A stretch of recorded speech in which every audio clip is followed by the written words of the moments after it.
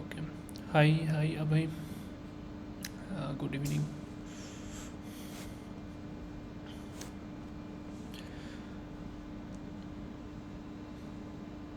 Okay, so let's wait a couple of minutes for others to join, then we'll start accordingly.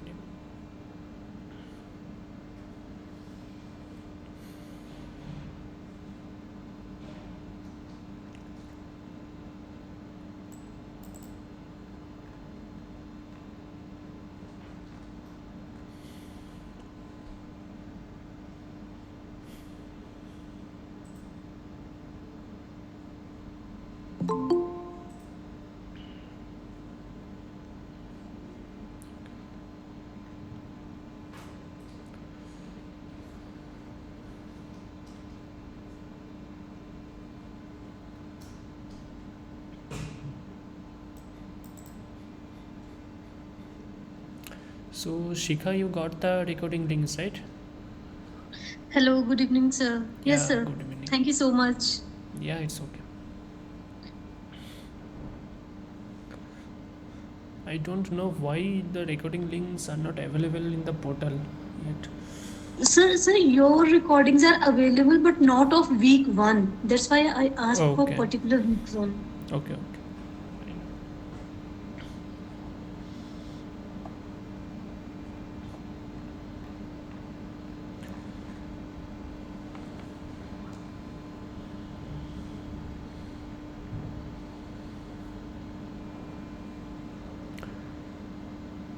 Okay, so I think we should start gradually, then in the meantime, others will join. I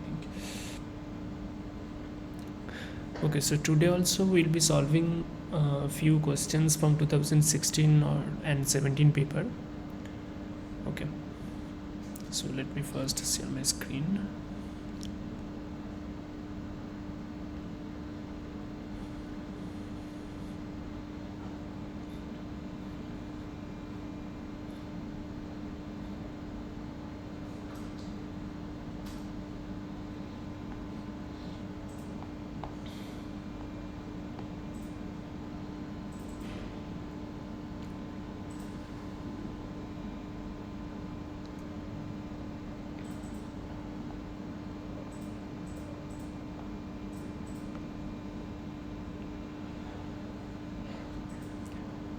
Okay, so this is question number 45 from 2017 paper, and the question says the diffusion limiting current, which is denoted by ID, at a dropping mercury electrode for an aqueous magnesium 2 plus solution of concentration C mole per liter is 300 microampere, and if C is increased by 0.1 mole per liter, the ID, which is the diffusion limiting current, increases to 900 microampere.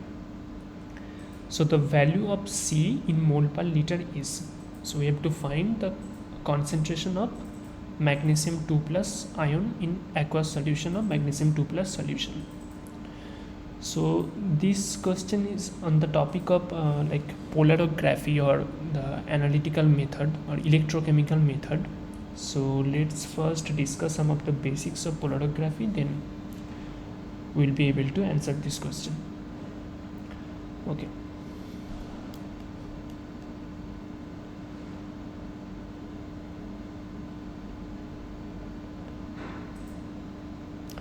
So polarography is basically a type of electrochemical method of analysis. Okay, so it is the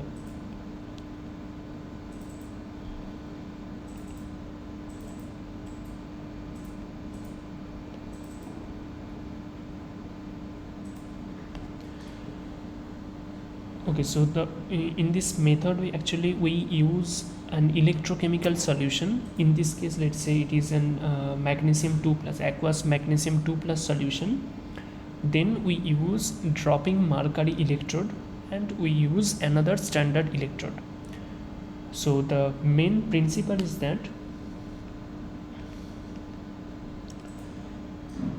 we apply voltage between the two electrode.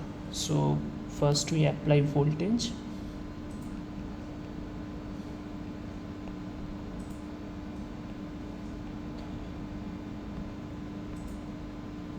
between the two electrodes. One of which is actually working electrode, which we call the dropping mercury electrode. I will explain the term here, dropping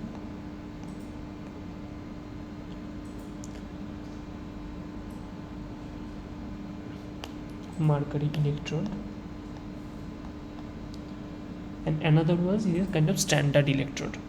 So why dropping mercury electrode? So this electrode actually we actually drop mercury through the capillary, and the electrochemical solution or the ions corresponding to the electrochemical solution actually absorb on the surface of mercury bubbles and mercury droplets, and then the electrolysis happens. So this is why we call it as dropping mercury electrode. So here mercury is generally dropped through capillary tube. So first we apply voltage between the two electrodes, then we measure the current flow between the electrodes, between the two electrodes.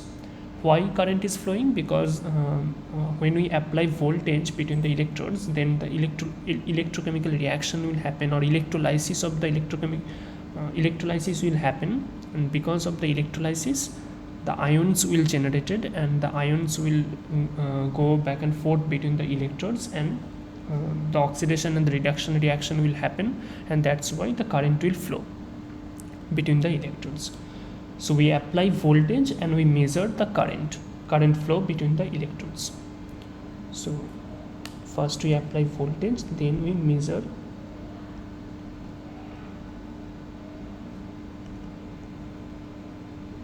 the current flow.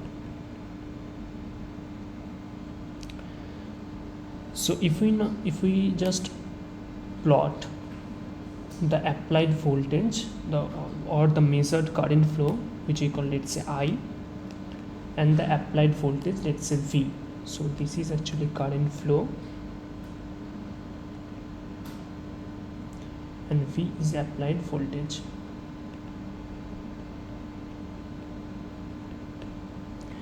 Then a sigmoid type of curve will generate. So this type of curve will generate.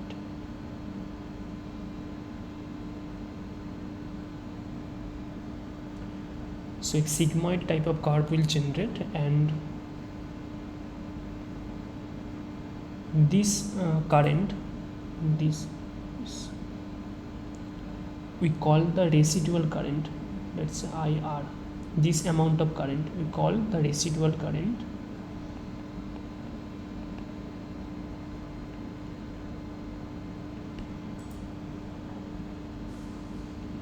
Like this. and this amount of current we call the limiting current.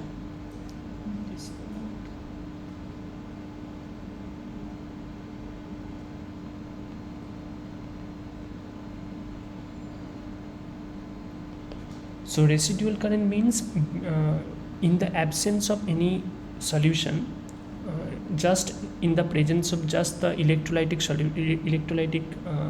solution, which we, let's say, KCl.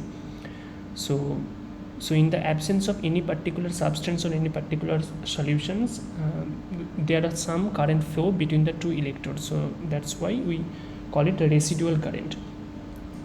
So, and the limiting current is after applying a certain voltage, let's say after this voltage, the current flow actually reach a kind of steady state. So that's why we called it limiting current. And the difference between the limiting current and the residual current, which is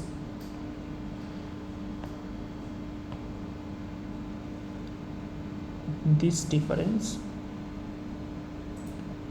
we call it diffusion current or diffusion current here.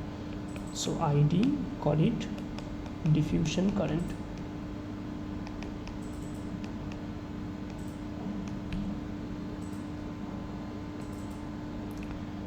So from by measuring the diffusion current, we can measure the concentration of the given substance. Okay, so this method is actually used to measure the concentration of an unknown substance. So this graph is known as the polarogram.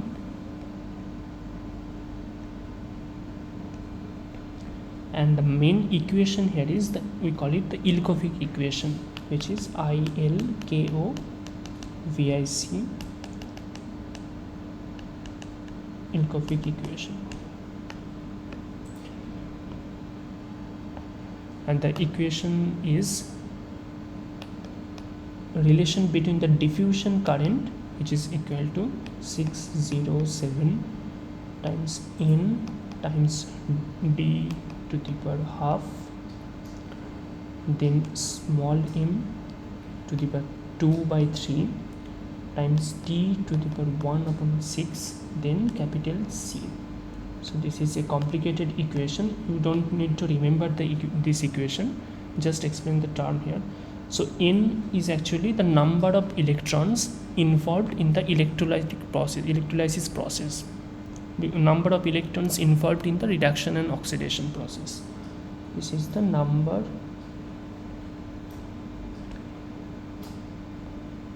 of electrons involved.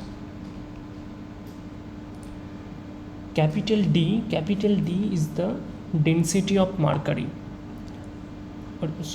Sorry, here, okay, the capital D is the diffusion coefficient. You don't need to remember this, so just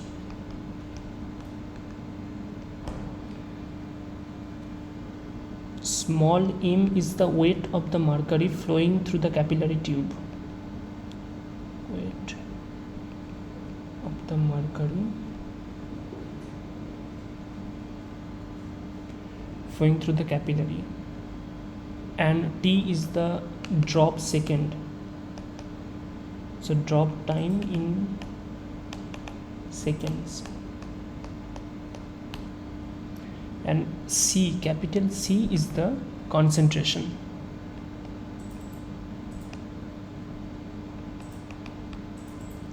Concentration of the substance, of the unknown substance. So to solve this question, we need to just remember the type of the equation. Here this is the diffusion coefficient, left side is the diffusion coefficient, and the right side here is the concentration of the substance. So from this equation you can just observe that the diffusion current ID, which is the diffusion current,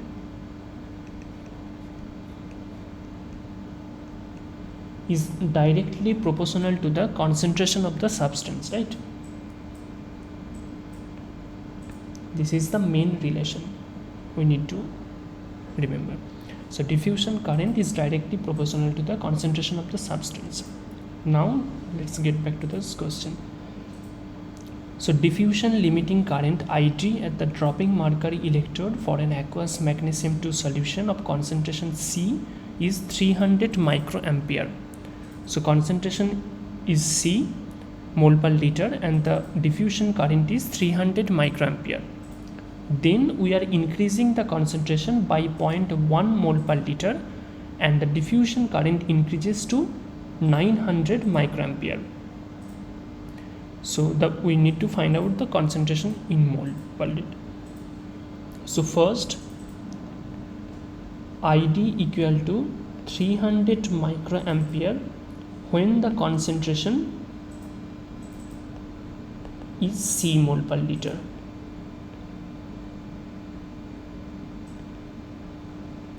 Okay, now the diffusion current increases to 900 microampere when we increase the concentration of the substance by 0.1 mole per liter. By means before it was C, then we are increasing by 0.1. So C, now the concentration is C plus 0.1 mole per liter, right? So now just use this equation. So ID proportional to C. So let's say ID1 equal to, let's say, proportionality constant, let's say K. So K times C1. Then ID2 equal to same proportionality constant. Now the concentration is C2. So this is equation 1, this is equation 2. Now from equation, let's just divide the equation 2 by equation 1. So ID2 divided by ID1 will be K will cancel, so it will be C2 divided by C1, right?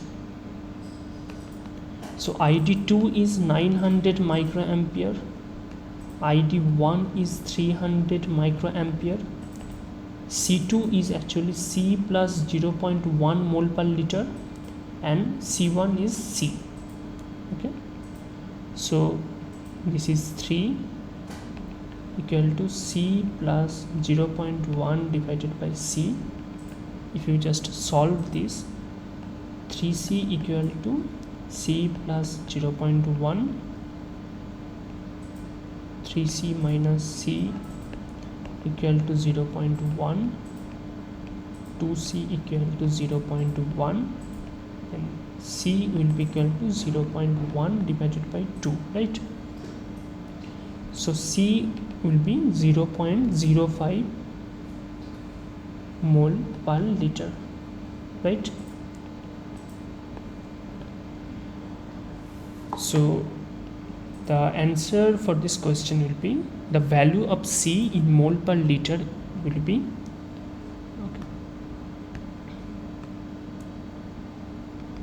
0.05. Okay, so to solve this type of question, just remember this equation and the relationship between the different quantities. So here ID is the diffusion current, ID proportional to the directly proportional to the concentration, ID directly proportional to the concentration, ID is directly proportional to the number of electrons N. So these two properties are important, so just remember these two. So ID is proportional to the concentration and ID is proportional to the number of electrons involved in the electrolytic process. Then just use this type of relation and divide the equation 2 with equation 1, then you can get the value of concentration of the substance. So answer is actually 0.05. Okay, so any doubts from this question? No. Sir, please explain graph. Okay. Yeah.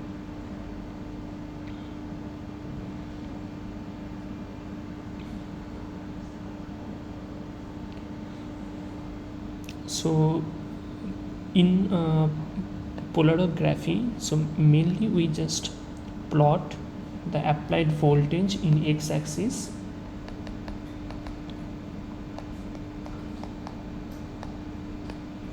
and the current which is flowing due to applying voltage between the two electrodes. So this is the current flow.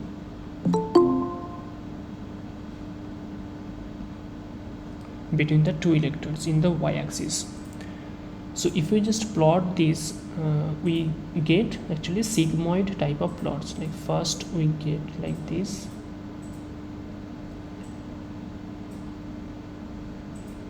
this type of plots we will get. Okay, now this current value, this amount of current, we call it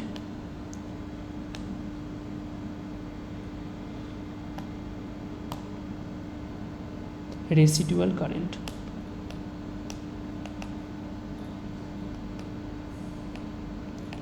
So residual current is generated because in the absence of any proper electrolytic substance, electrolytic solution, let's say here our main substance is Mg2 plus. So there are still some current will flow between the two electrons because in the absence of any proper substance, we to actually set up in our setup there are two electrodes first, and there will be an electrolytic standard electrolytic solution which we call, let's say, NaCl or KCl solution. So due to the presence of K plus and the Cl minus ions, some residual current will be generated, will be between the two electrodes. So that's why we call it the residual current. Then we are applying voltage, right, along this axis. Then after some voltage, let's say after this amount of voltage, the current which is flowing between the two electrons will reach a kind of steady state. So in the steady state it will reach steady state when the diffusivity between the two electrodes, diffusivity of ions between the two electrodes, and the rate of oxidation and reduction at the dropping marker electrode will be exactly equal. So these are the details. So but just remember that along this axis we are applying voltage, and after certain voltage the current which is flowing between the two electrons will reach a kind of steady state. So that's why we call this amount of current is limiting current.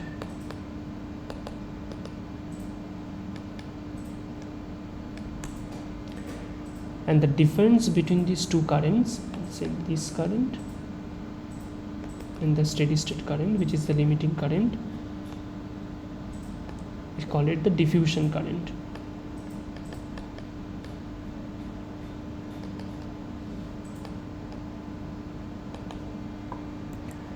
And the Ilkovic equation actually relates different quantities of our electrolytic solution with the diffusion current, amount of diffusion current. So ID, let's say, proportional to C, ID proportional to N, like this.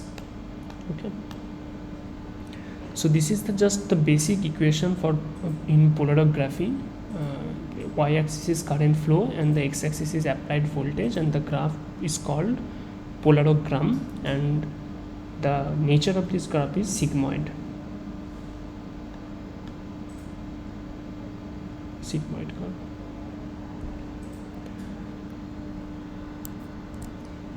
Okay. Okay, sir. Great. Then okay, so then just move to our next question.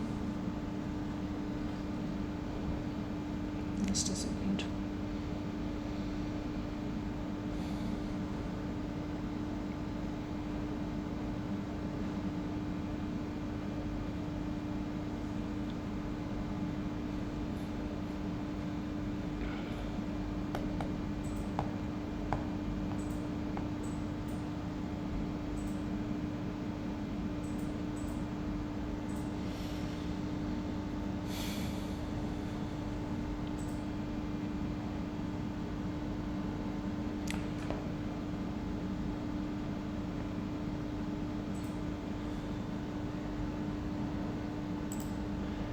Okay, so this is question number 23 from 2016 paper. So this is an organic question, a question for the organic chemistry, and this is the first time I am solving after a long time an organic chemistry question. Okay, so here the question is, the major product of the following reaction is, so this is actually furan, and the reactants is actually the acetic anhydride, and solvent is BF3 in ET2, which is diethyl ether, and the temperature is 0 degree centigrade. So we have to find out the major product in this reaction, for this reaction. Okay, so this is a heterocyclic chemistry question from the heterocyclic chemistry. So furan is, okay, the structure of furan is,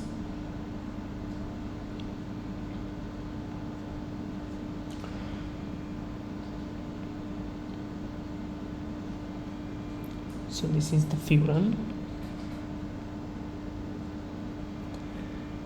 and when we are reacting with an electrophile, so electrophile means, let's say, E plus,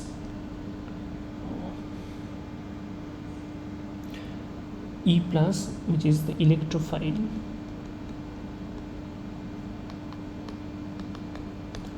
that means the electron deficient substance. Electrophile means electron deficient substance.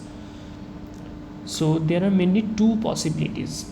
So let's say this is 1 position, this is 2, this is 3, this is 4, this is 5. Okay, so the electrophile can attack in two different positions, position number 2 and position number 3. Okay, so there will be two possibilities. One is attack at position, let's say, 2. Okay,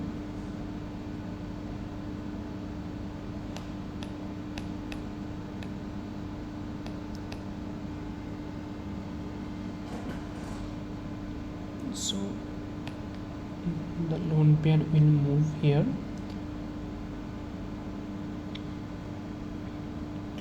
Okay, so just attack at a position number 2 means here electrophile will attack here, so then it will generate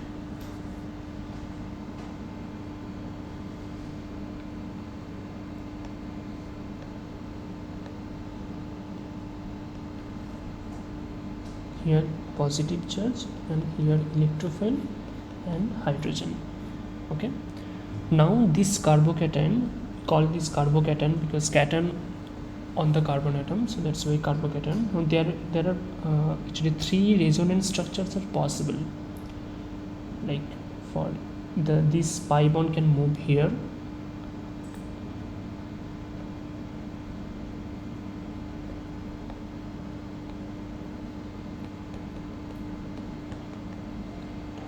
so there will be positive charge here, and there is a double bond here, and then from this structure the lone pair of the oxygen can donate this electron to this positive charge and form a pi bond. So another structures are possible.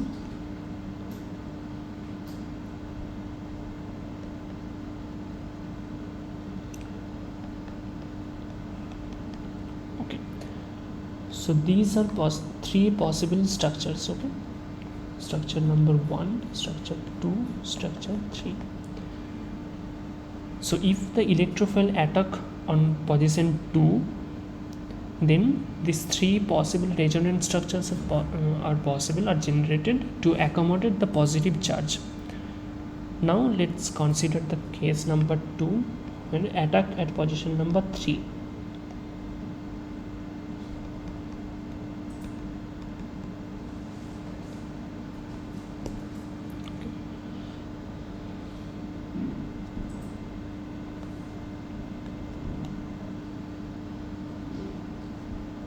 3 means here. So electrophile is attacking here.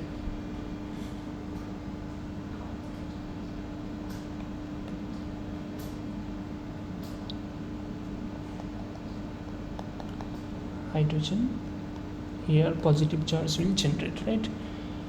Now from this structure another structure is possible, because this oxygen lone pair can donate this electron here and form a pi bond.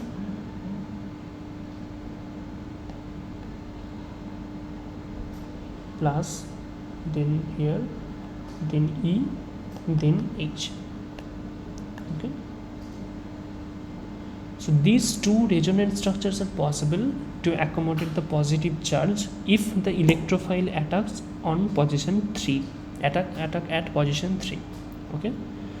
So if electrophile attacks at position 2 of the furan structure, then there are 3 possible resonance structures are generated, and so to accommodate the positive charge of the carbocation. And if the electrophile attacks on the position 3, then the 2 possible structures are generated, resonance structures are possible to accommodate the positive charge. So we know that if the number of resonating structures increases, then the carbocation is more stable, because the positive charge gets scrambled over many structures. So that's why if the number of possible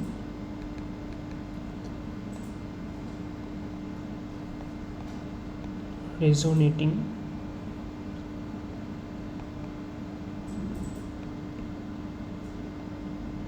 structures correlates with the stability of the carbocation.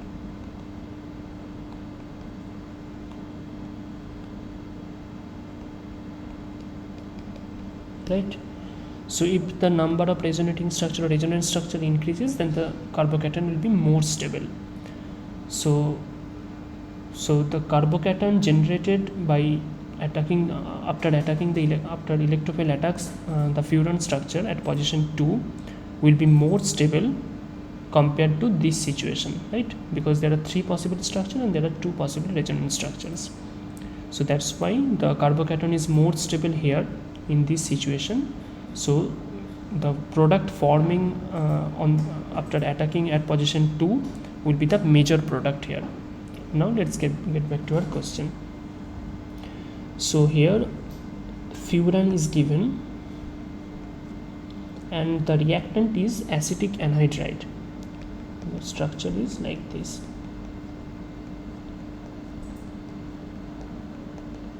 Right, and the solution is BF3 diethyl ether. This is the solution. Okay, so now from this acetic anhydride an electrophile will generated like this.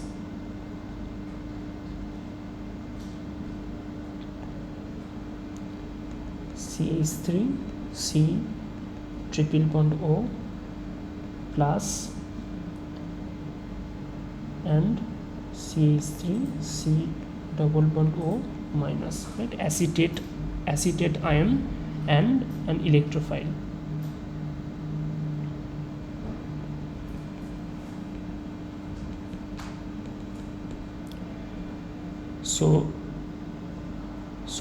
So electrophile attacks means actually when we are saying the electrophile attacks at position 2, that means the pi bond actually donates its electron from the position 2 to the electrophile. Okay, so just remember the term. So then the major product will be formed from position 2. We saw that. So the O triple bond C is 3 plus, so pi bond will attack from here. Pi bond will attack carbon atom, and the extra electron will be towards the oxygen. So then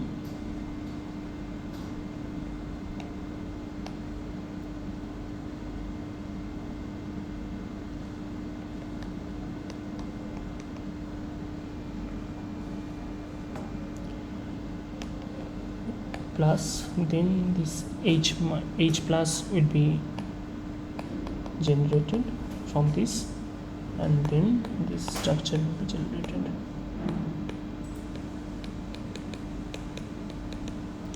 Plus this H plus will be this acetate ion will take the H plus ion and form the acetic acid.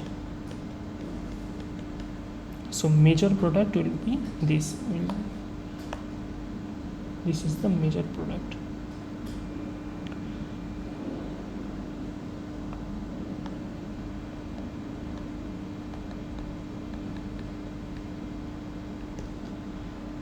And another possible product is if the electrophile attacks at position 3. Okay.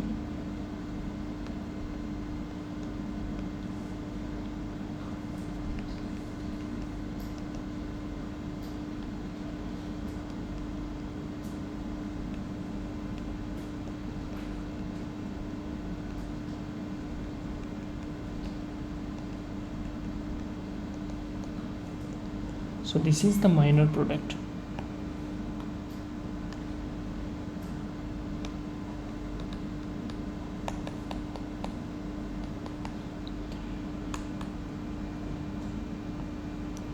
Okay, so according to the question, so the option B will be the correct answer.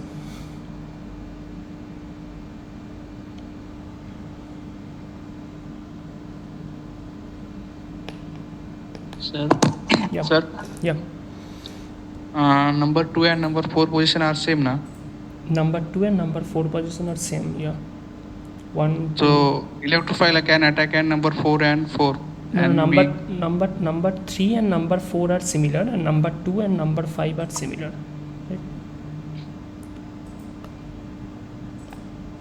Yeah, number 2 and number 5. Yeah. Number 2 and number 5 are similar. So if the electrophile attack Yes. at 5 position, this is similar. This is the mirror image structure, right? So there is a perfect So we symmetry. can get answer C. Yeah, C we can get, because C, but the both position the electrophile attacking and number 2 and number 5 also, right? But here the temperature is 0 degree centigrade.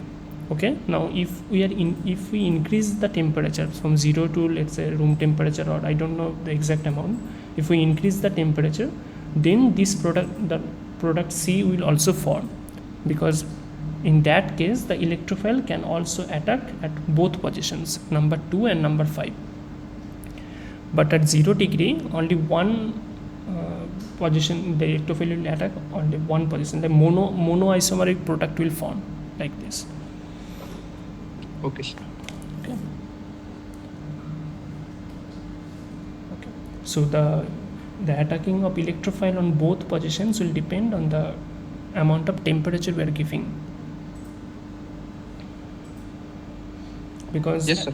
Yeah, because at low temperature the reactivity will be slower, and if we increase the temperature the reactivity will be larger. Okay, so the option B will be the correct answer.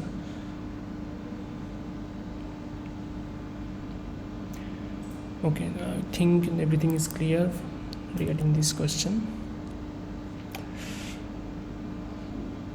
Okay, so let's move to the next question.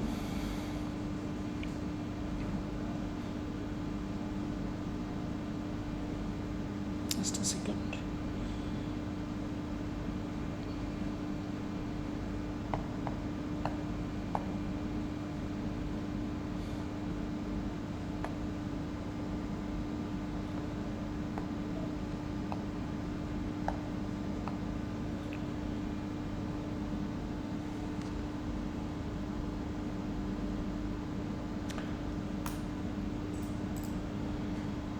Okay, so this is question number 14 from 2017 paper, and this question is from the band theory of solids. Now in this question the energy band diagram for magnesium is given, or we have to find out the correct option here.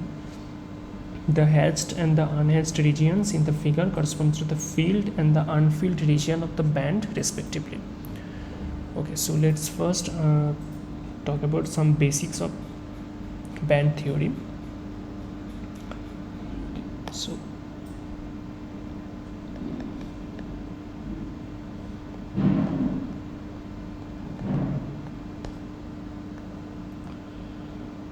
now when molecule forms, in a molecule form, the two atomic orbital or the different atomic orbital of different atoms will overlap with each other and the two molecular orbitals will form, right? So we call it an LCAO method, which is the linear combination of atomic orbital.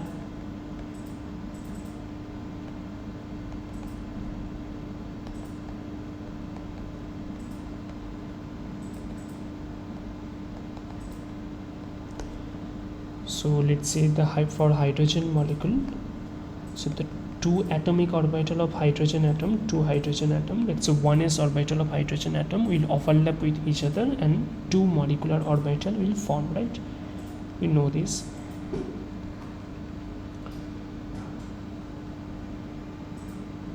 So these are two molecular orbital, MO. Now in solid, actually there are, so in molecular orbital also we know how electrons will fill up, because electrons will fill up obeying the Pauli exclusion principle and the Aufbau principle, right? So the no two electrons can actually occupy a particular molecular orbital of same spin. So all the four quantum numbers will have to be different, because the electrons are fermions in nature, so that's why electrons has to obey the Pauli exclusion principle. So only two electrons can fill up here, one with spin plus up and one with spin minus up. So now in solids there are many number of atoms. There are, let's say, 10 to the power 23 number of atoms. It's a 1 mole case.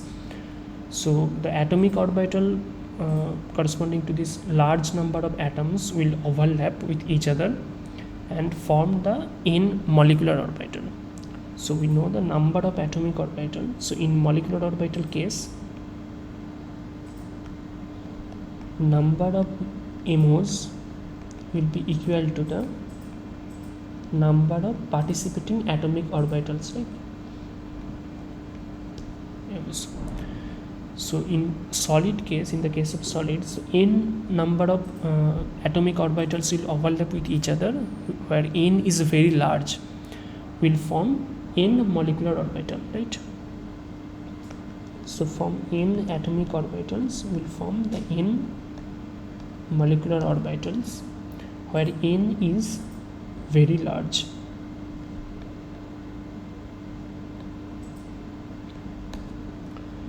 Now in general, for the H2 case, there is an energy gap between these two molecular orbital, right?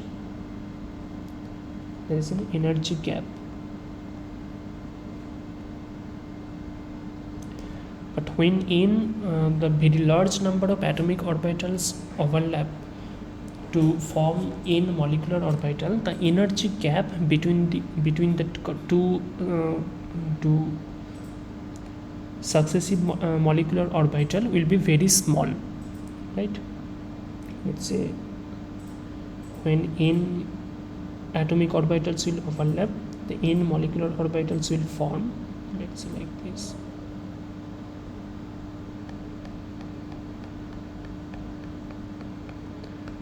Like this. So the energy gap between the successive molecular orbital will be very small, because n is very large here. So we treat this energy level diagram as continuum, right? So this is actually energy. So we treat this energy level diagram as continuum, because the energy gap between the successive molecular orbital is very small. So we treat this as continuum or continuous system. So this is why we call it as band. So that's from here the band theory of solid will come. So that's why this is called the energy band.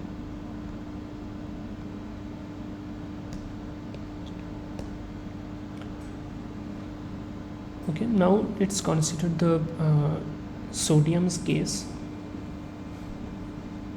So sodium, the electronic configuration of sodium is 1s2, 2s2, 2p6, 3s1, right? So let's say in the y-axis this is energy, and this is 1s, then this is 2s, this 2p, then this is 3s and 3p, like this.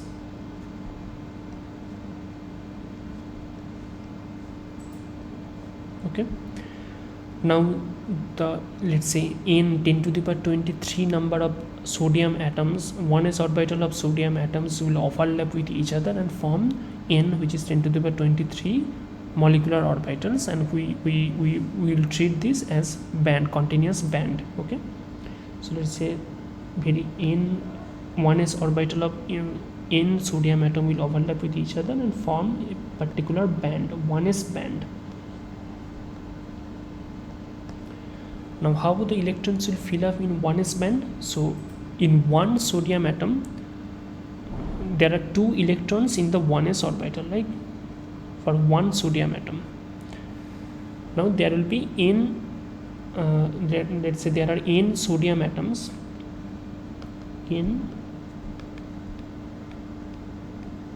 Na atoms. So in n 1s orbital there will be 2n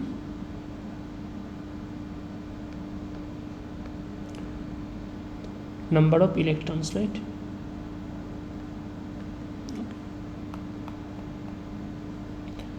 Twin number of 1s electrons, 1s electrons.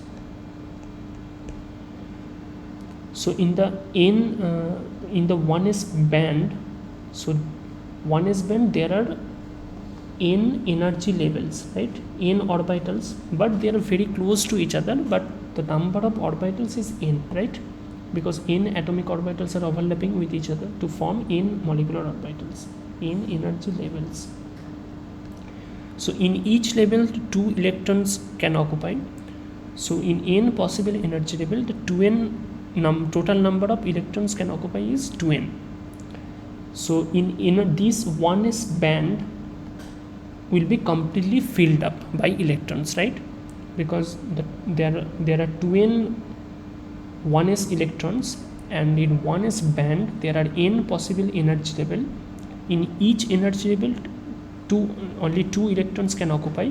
So total n possible energy level 2n electrons can occupy. So all these 2n 1s electron will be filled up here in 1s band. So this band will be completely filled up. Now let's get back to a 2s case. So in 2s case,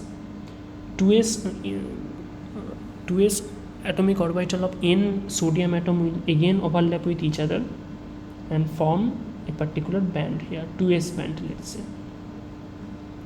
And in the 2p case also, the 2p atomic orbital will overlap with each other of n sodium atoms and form a 2p band.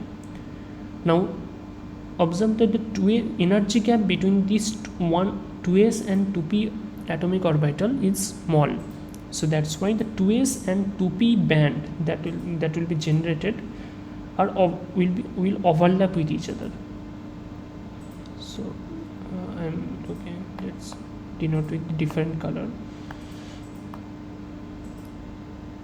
The white one is the 2s band and the yellow one is the 2p band.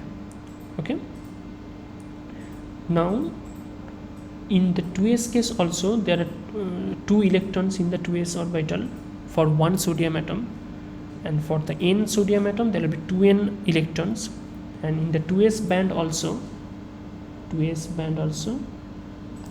total 2n electrons can occupy. So this total 2s band will be completely filled up by electrons.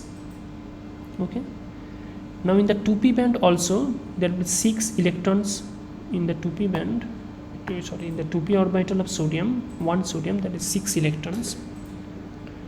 So in the 2p band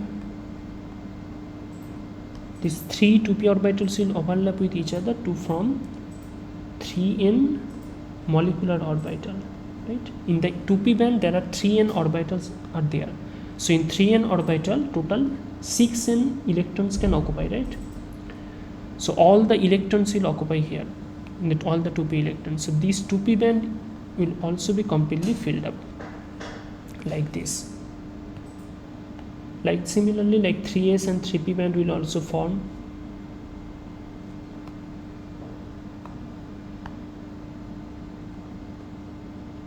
But again they will overlap because 2s and 2p energy gap is small. That's why the 3s and 3p energy level is still small. So that's why the 3s band and the 3p band will overlap with each other. And again the 3s there is one electron in the 3s orbital. Okay, this is interesting. So this is one electron is 3s orbital. Now in 3s band there are n orbitals or n energy levels. So in n energy level 2n electrons can occupy, right?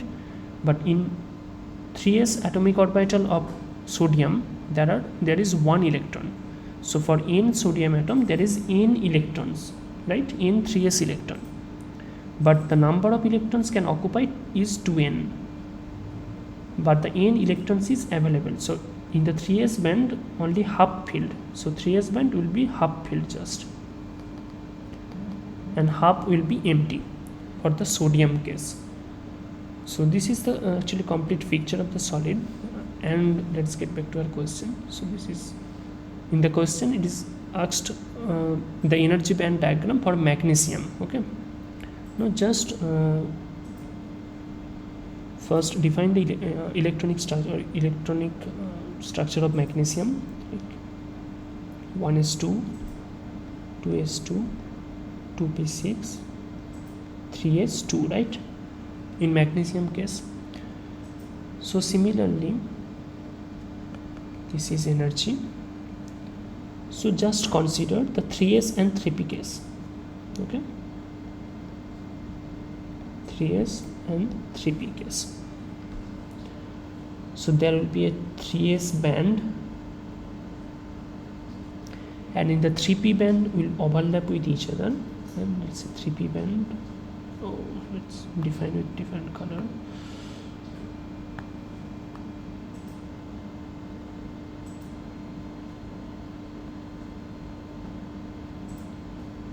So this is 3p band,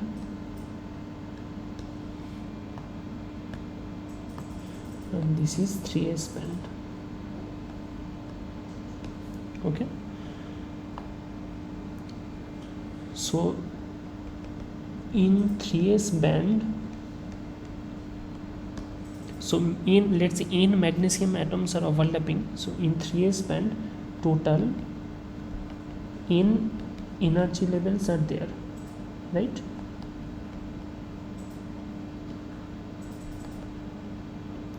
So in n energy level total 2n electrons can occupy.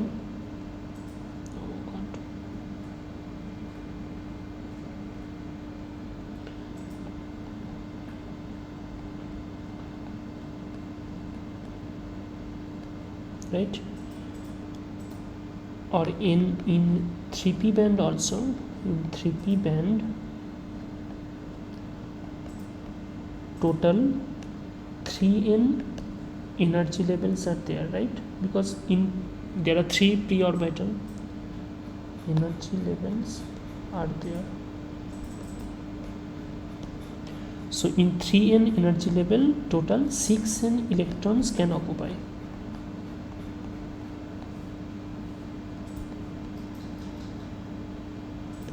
Okay. Now for magnesium case, for one magnesium case in 3s 2 electrons are there, right? 2 electrons are there for n magnesium, n number of magnesium case. So total number of 3s electrons will be 2n, right? 3s electrons. So for the magnesium case, the 3s band will be completely filled up, right? Otherwise in the sodium case, there was one 3s electron for n number of sodium atom.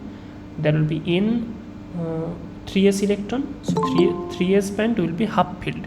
But for the magnesium case, 3s band will be completely filled up. Okay, and the 2p band will be empty. So if you just observe the options here, so here option A, the S band and P band are not overlapping, but S band and P band will overlap with each other, so option A is wrong. Option B is also these two bands are not overlapping, so this is also wrong. And option C, these two bands are not overlapping, so this is also wrong. And option D, the S band and P band is overlapping and the S band is completely filled up. So that's why the option D will be correct answer in this question.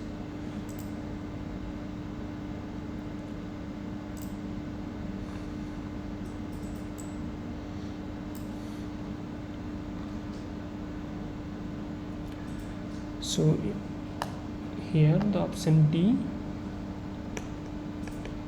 be correct answer.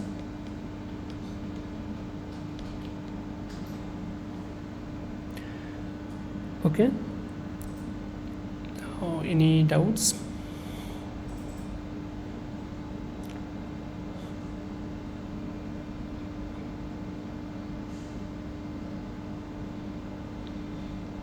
It is clear now why these two bands like S band and P band have to overlap with each other, because the 3s and the 3p orbital energy gap, this 3s and the 3p orbital energy gap is small. That's why when the 3s and the 3p orbitals of n number of atoms will overlap with each other and form a continuous band, then these two bands will also overlap with each other.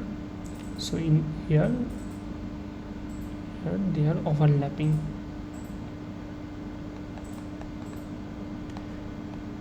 But for other atoms, let's say the 3s and the 3p energy gap is very large. Let's say this is 3s orbital and let's say this is 3p orbital. The energy gap is very large, right?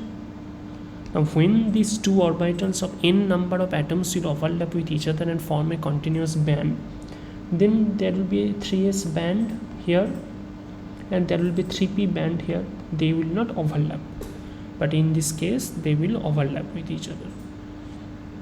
And for the magnesium case, the 3s orbital will be completely filled up, and for the sodium case, 3s orbital will be half filled like this.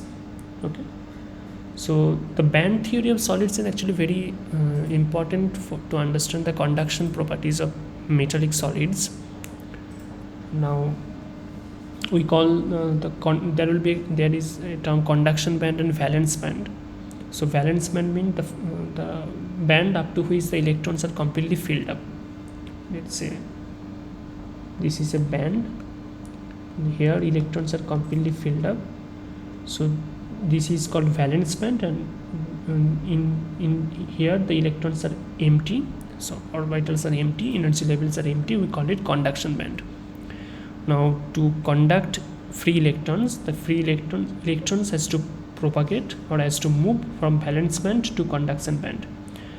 So when it is free, when the electrons can freely propagate from valence band to conduction band, then we call it a conductor. Now in metallic case, like sodium, magnesium are metal, right? So they can conduct electricity. Why? Because look at this, the 3s and the 3p bands are completely overlapping. That means from the 3s valence band, electrons can move or propagate continuously here, right? So there are no energies needed to excite electrons to move from valence band to conduction band. So that's why the metals can conduct electricity easily. But for insulator case, there is an energy gap between the valence band and conduction band. Let's say this is valence band, this is, let's say, conduction band. So there is an energy gap here for insulator case. So electrons cannot freely propagate or cannot move from valence band to conduction band here. So that's why insulator, we call it insulator. So electricity conduction is not possible, or very large amount of energy is needed to excite electrons from here to here. Okay, now in the middle case there is a semiconductor. So in that case the energy gap between the valence band and conduction band is small, which is greater than the metallic case but smaller than the insulator case. Is small energy gap.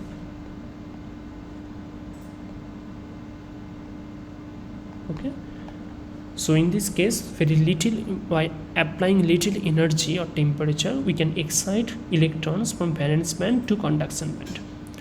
So then this semiconductor can conduct electricity. So the example is like silicon, germanium, like this. So the semiconductors are very, very important, very, very useful in our daily basis.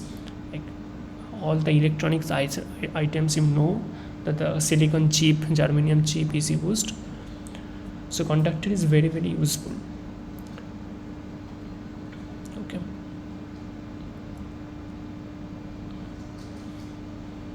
And there are many research going on in the semiconductor field, in the high temperature semiconductor field, like how to prepare or how to synthesize a semiconductor which can operate, which can conduct electricity at room temperature.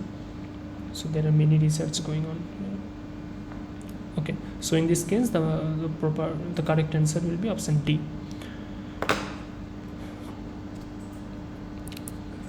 I think everything is clear. So one example where energy gap between 3s and 3p will be large. Any non-metallic case, like Okay. in any non-metallic case, we know, right, in the when you increase the atomic charge, when we go from left to right in the periodic table, the energy gap will increase. See, in that case, in non-metallic case, the 3s and 3p band will not overlap.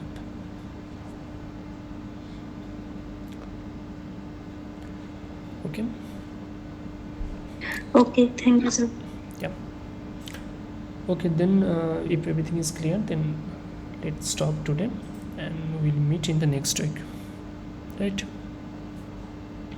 Okay. Okay, sir. Okay. Okay, bye. Thanks for joining. Yeah, I am signing off. Okay. Bye. Bye.